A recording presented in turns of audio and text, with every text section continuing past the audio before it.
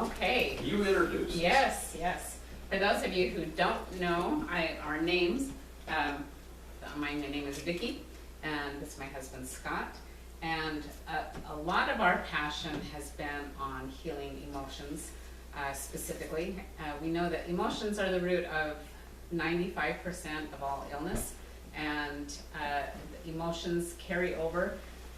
We still have a lot of our same emotional state when we cross over, even after we leave the physical body. And so emotions have been disrupted a lot in the last couple of years, and many people predict that emotions are going to be disrupted for a while.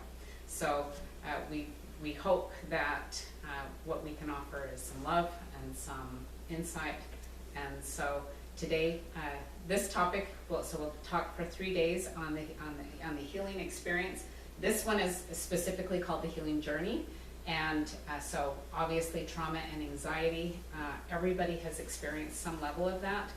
And we're going to also be talking about our history of our pain and how pain affects the body emotionally, and why your beliefs matter and how your beliefs affect your healing process. And then building some emotional resilience is it's the muscle that we hope that we can all build through some insight and some information, as well as through experiences, and then using tools. And then ultimately we hope that we can create change for a better world. Now, it's really interesting. Change begins with all of us in certain ways. We're in the biggest transformation in human history.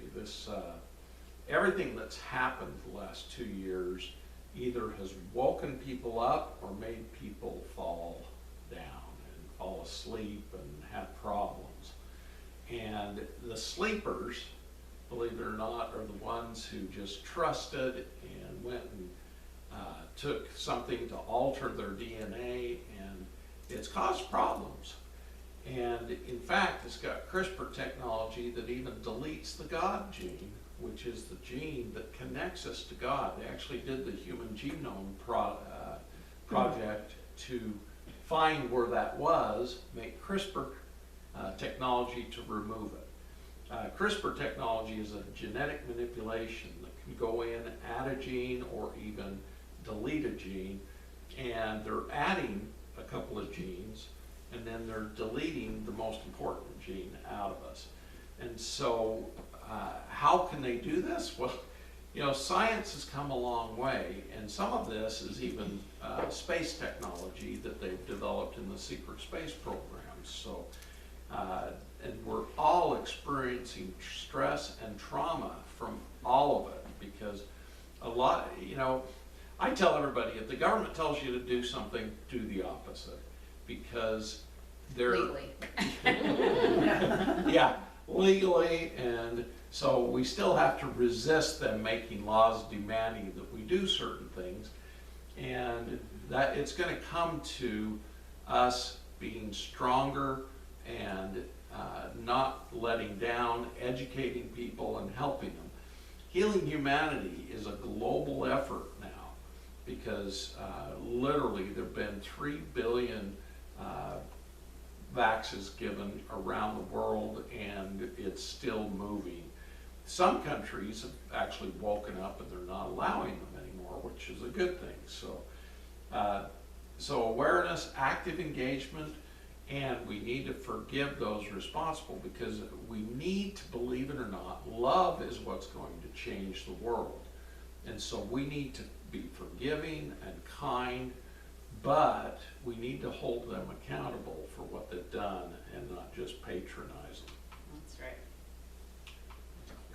I went too far now. You got super excited. Yeah, I got Okay, really so excited.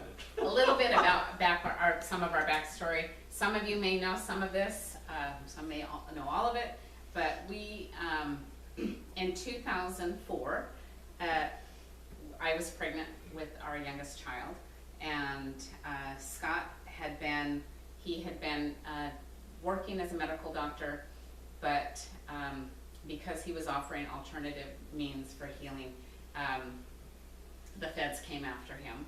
And so when I was 11 weeks pregnant, 6 U.S. Marshals came in and handcuffed him and shackled him and took him out in the parking lot. Our office was in a very busy complex during the lunch hour, and there was many people coming and going. And in fact, one of the marshals that handcuffed him was his best friend in middle school. And so they gave us enough time for him to hand me the car keys and his wallet and his wedding ring. And then they took him. He was gone for 5 months. They did what's called diesel therapy, which they wake him up in the middle of the night, put him out on a tarmac, and take him to another prison without any contact with family. We tried to hire attorneys. We thought it was just an open and shut case. What they set him up for was medical billing fraud.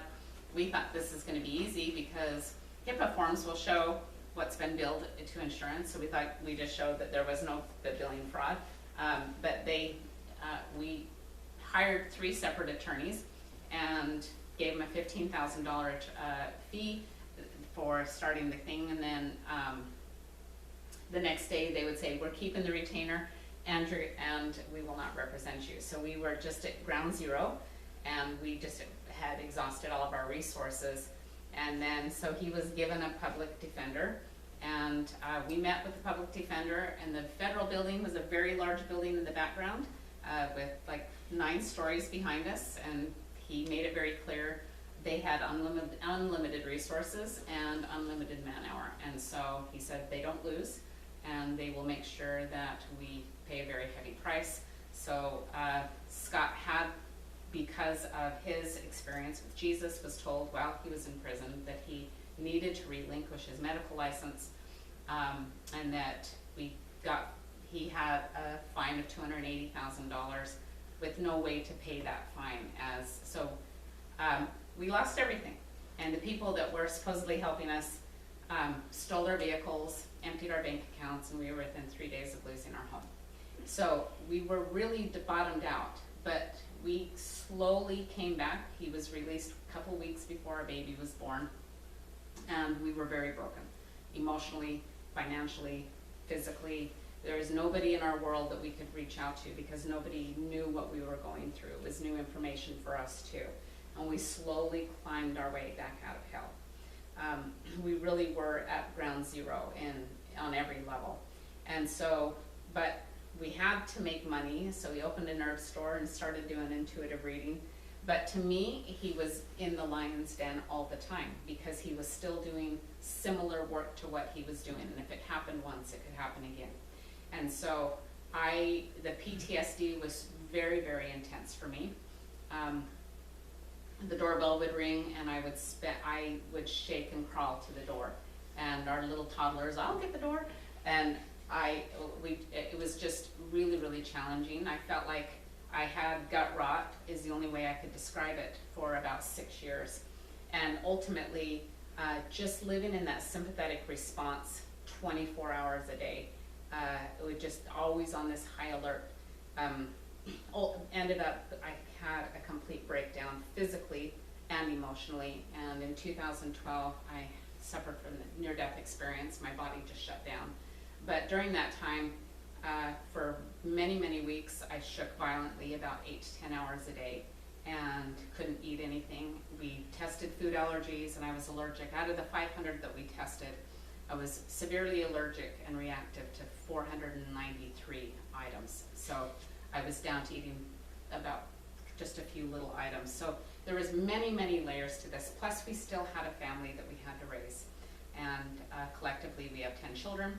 So we just had to just depend on prayer and hope. So he ended up also having a near-death experience in 2017. So health challenges happens to be, we all have a cross that we carry. That one happens to be ours. So this is why we're here today. But, we experience challenges in our lives, and on a conscious level, no one would choose to experience this loss, pain, or illness, or scarcity. However, these often are what we choose from a soul level for greater growth, compassion, and understanding. That's right.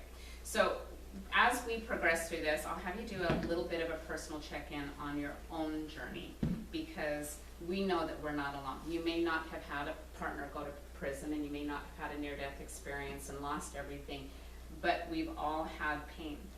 And so in our own personal journey, do a little bit of an inventory and ask yourself, are there concerns for safety, health, financial security, or relationships? Now that goes along with Maslow's hierarchy of needs. And if our base primary needs are met, we're obviously going to struggle with relationships, we're going to struggle with accomplishment, and ultimately we struggle with our divine connection, because there's a sense that God abandoned us, or there may be a sense that you're being punished, or whatever language that we come into with our beliefs, and their current emotional hardship. And right now that is 100% of humanity, because of looming challenges that are happening due to dark energies that are affecting us. You're going the wrong way. One more. And then is there physical pain or illness? People who not only from a pharmaceutical standpoint, but because of emotions, we may have uncharacterized pain that we don't really know how to identify what that is. We just know that there's pain. We may have a shoulder issue, or a digestive issue, or headaches, or any of these things that can be related to stress. And one thing that we have found a lot in our research and in the work that we teach is about unresolved childhood trauma.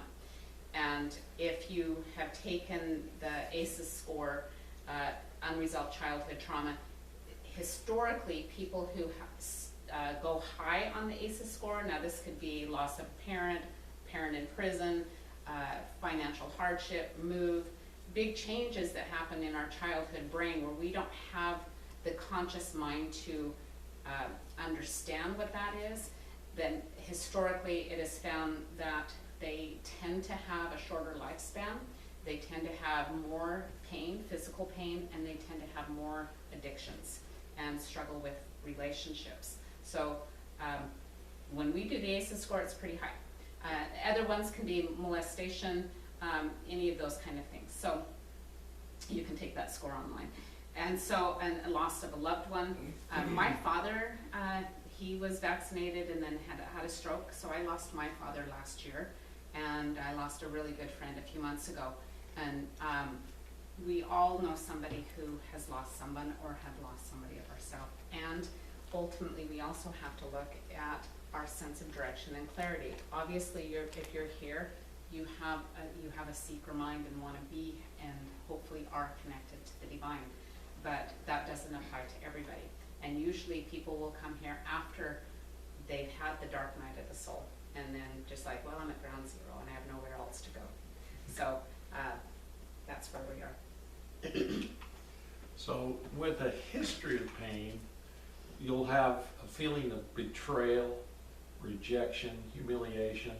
It can be the most limiting of our emotional history.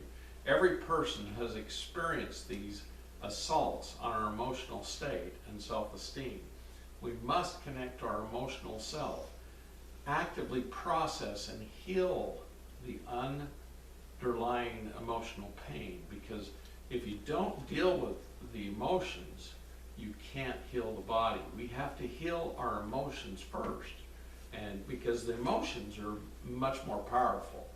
90% of our pain is due to emotions, believe it or not. And so as we heal our emotions, we can heal the body. Now, when I got out of prison, I was angry as hell. I was angry at the government. I was angry at, people who abused me through the whole process. And I was very lucky because I encountered a woman, Catherine Beck, who taught me how to release the anger, how to release all of the emotional trauma I had been through. And it was interesting. She even talked about Rohan. There's a group that talks about Rohan here, but she taught through the Rohan method, and it was quite interesting as I learned this stuff. I was actually able to use it on others to heal their pain and help them get out of the emotional trauma. Yeah, so here's another checklist for your own personal, just so I'm gonna read through any of these and see how they apply to you specifically. One is, do you review past experiences over and over? This is being in a high sympathetic response where we're trying to find answers. And when we don't have an emotional healing with it, our mind still is searching for clues. So we ruminate over and over on that. Do you experience unidentified muscle pain? We talked about how pain can show up in the body. I have a couple of areas right now that are quite tender as well, and so all on the right side. So, but unidentified muscle pain is most often associated with an emotion, as you know. And do you often try to control others and or in your environment? Now, I could be in a 12-step program of how I try to control my environment, because I always am trying to control my environment. What that means is somebody who doesn't have internal control over their environment, when they feel fear all the time, when they're on that sympathetic response, always looking for the projected threat, then in order to soothe the system, we have to make sure that we can control as much as we can in our outer environment. It's a way that we try to keep ourselves safe. And it causes a lot of challenges for that person because it's very exhausting, but for their partners and family as well, or their co-workers. And people, it's easy to judge somebody in that time frame.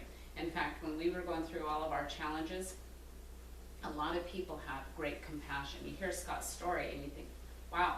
And there's many years that I used to say, the only benefit to our life is somebody could look at us and say, well, at least I don't have that, and I can live with my own challenges. And that's the only way I could make peace with it. But many people also judged me during that time, and I wish somebody had the capacity during that time to just take me aside and say, honey, you're hurting, without judgment. But there's always judgment associated with people trying to control. But if we just kind of pull the lens back and go, not to look at the experience, but to look at what is the root cause, why is this person exhibiting these characteristics. And other ones could be sleep difficulty or fatigue during the day. It's very fatiguing, not only on the brain, but also on the body, because the brain is always sending these signals, always sending these chemical flood, that we actually become addicted to those chemical flood of our emotional state, because we're always trying to respond to what's a perceived threat. And or are you easily irritated? Because when somebody is irritable all the time, it's because there's pushed down emotions. We're trying to just keep our shit together without, as social mores say, you have to pretend that you're okay even when you're not. We can't have a temper tantrum like a 2-year-old out in the parking lot, but sometimes we feel like we need that. And so, but those are emotions that are stored inside of the body that we haven't been able to release. And so we're going to discuss some techniques about how to do that. And do you frequently attempt to numb yourself? Numbing can be sex, it can be video games, social media scrolling, sugar, alcohol, recreational drugs, any of those type of things. What we're trying to do is alter the state of our being. And so anything that we use is a numbing agent, and I will say across the board, everybody does it on some level or another. Some are just more socially acceptable. And so these are a checklist that any of those things show up, then there is going to be some trauma and anxiety that hasn't been resolved in your body. Now, pain and suffering due to trauma force us to focus on the problem rather than the solution. And we ask disempowering questions. Why me? Why not them? God, why do you hate me? These kind of things. How do I hate me?